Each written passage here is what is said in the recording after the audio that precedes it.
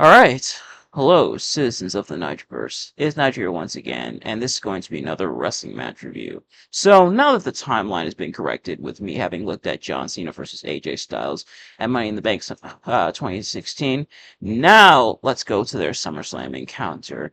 I'm talking about John Cena versus AJ Styles at SummerSlam 2016. Now, of course, as always, I'm not professional wrestling reviewer or analyst or anything like that. Just a man who enjoys a good time, and I had a pretty good time with this match. I- uh, I'll give my official, I guess, ranking in a way of the kind of one-on-one trilogy. I don't want. Hey, I actually haven't seen their match at Crown Jewel 2025 yet. I know, I'm terrible, but I didn't feel like paying for ESPN. And I kind of set a rule for myself. I don't know if I mentioned it.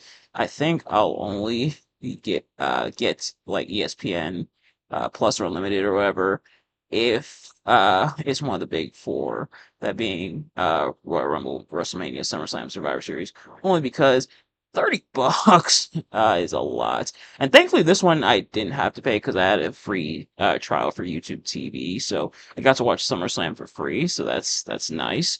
But yeah, so I didn't see their match at Crown Jewel last year, but I heard it was really good. AJ Styles came out with the TNA trunks, so that's something.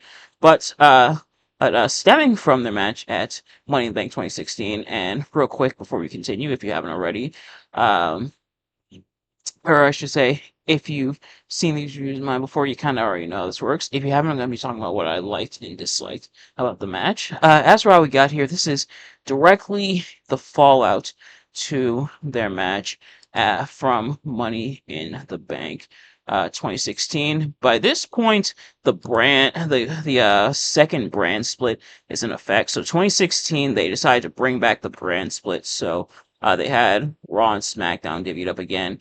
Now, Money in the Bank and SummerSlam actually didn't go right into each other. There actually was Battleground in between. And at this pay-per-view, John Cena actually teamed up with Enzo, Amore, and Big Cass to take on the club, that being AJ Styles and Gallows and Carl Anderson. However, or, um, or at this point, the brand split is in full effect. Dean Ambrose has taken the WWE Championship to SmackDown. He cashed in at Money in the Bank against Seth Rollins.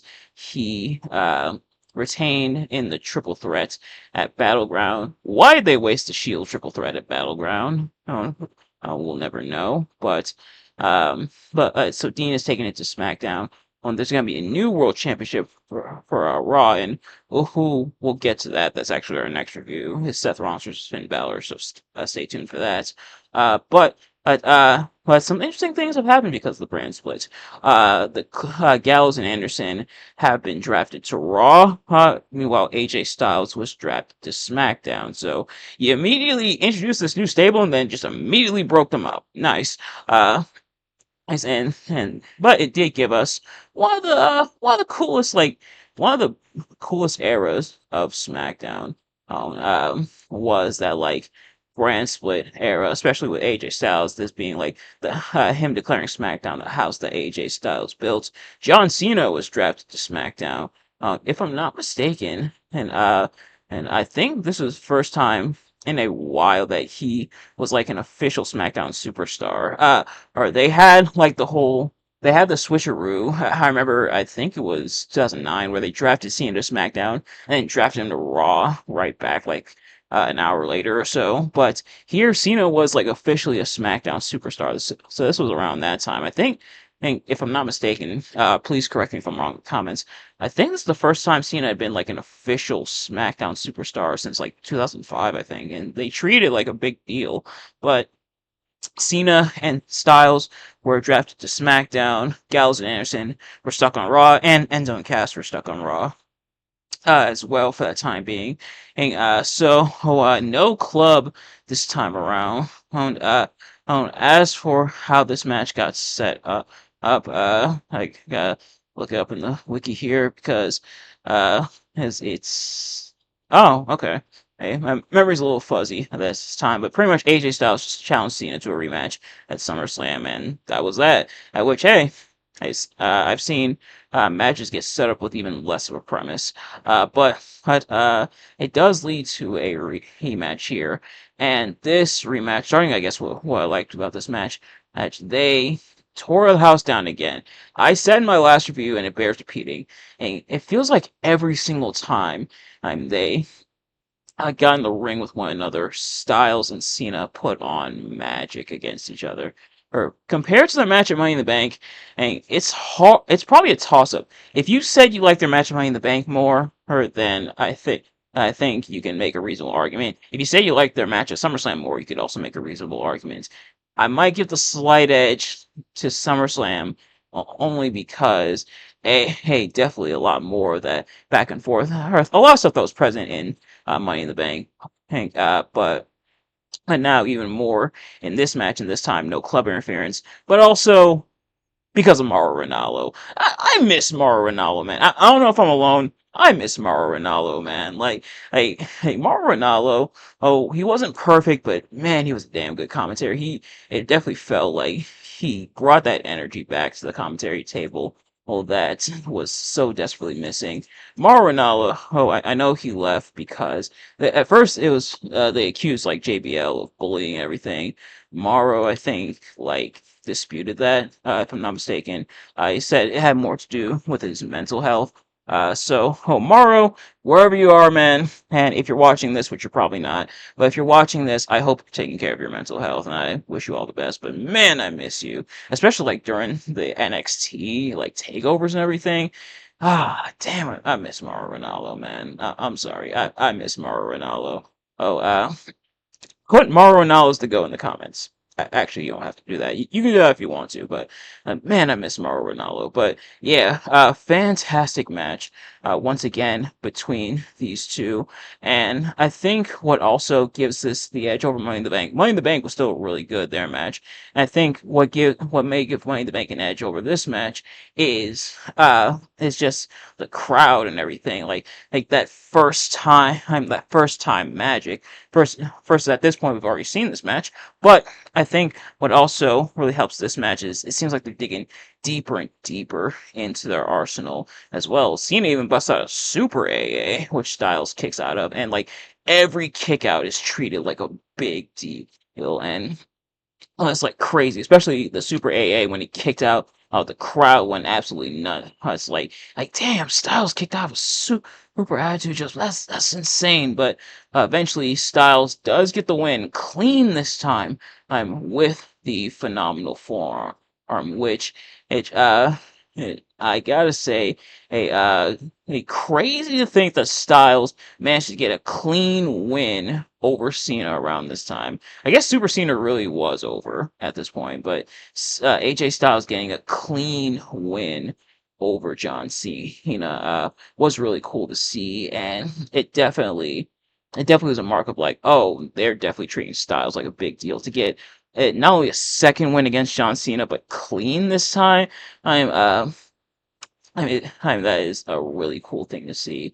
If I had to find something to dislike about this match, it's the fact that Styles did win with the phenomenal forearm. Look, I like the phenomenal forearm. Phenomenal forearm is cool. I've never been the biggest fan of AJ Styles winning with a phenomenal forearm. That's kind of just my opinion.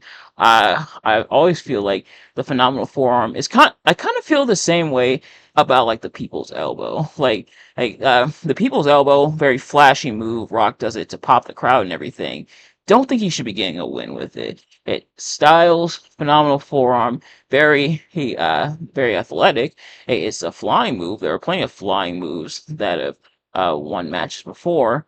Not a big fan of him winning with the phenomenal forearm. I think even Will Ospreay's won a match or two with the phenomenal forearm. I I personally have never been a fan of AJ Styles winning with the phenomenal forearm. He's done it a couple times. I've just never been a fan of it. That could just be me and my bias, but that is my opinion. If you disagree, that's completely fine. Never been a fan of him winning with a phenomenal forearm, but still a really good match. So like, I guess I can't complain too much. Just kind of a little nitpick there. But, ladies and gentlemen, that's going to do it for this review. Thank you all so much for watching. I hope you enjoyed. If you did, please do me a favor: like, comment, subscribe, share with your friends, and turn on those post notifications so you know every single time I upload a video, so you never miss an upload. And let me know in the comment section below your thoughts on this match, my review of the match. You like the match, you like my review of the match. Let me know. Thank you all so much for watching. Oh, I do gotta do my rankings. So in terms of the trilogy, the weakest. This is tough. I think hmm, all three matches are. Don't get me wrong. All three matches are fantastic. All three matches are phenomenal, and I'm sure the fourth one at Crown Jewel last year was also really good. But I think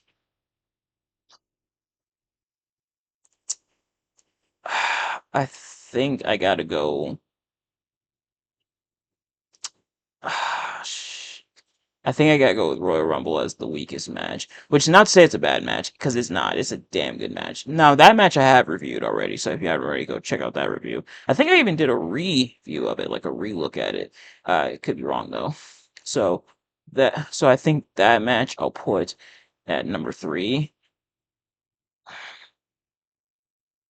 Mm, it's a toss up. I think this match I'm gonna put at number 2. No, I'll put this match as their best, and then Money in the Bank number 2, only because of the club interference. But however you rank them, that is up to you. But I think that's how I'm gonna rank them. But it's tough though. Watch all three. Watch the match at Crown Jewel. I'm sure I will at some point. In fact, I'll probably watch it within the next few months or so. We still got a lot of SummerSlam matches to cover, so it won't be anytime soon. But I definitely will cover it, I'm sure, at some point. In fact, I'll make a goal for myself, and I'll timestamp this here in, and I want you all, do me a favor, all of you, hold me accountable to this. Before the year is over, because I think it is on Netflix, we're reviewing John Cena versus AJ Styles at Crown Jewel 2025. We're finishing the story, like Cody Rhodes would say. But in the meantime, thank you all so much for watching. I'll see you guys later. Peace.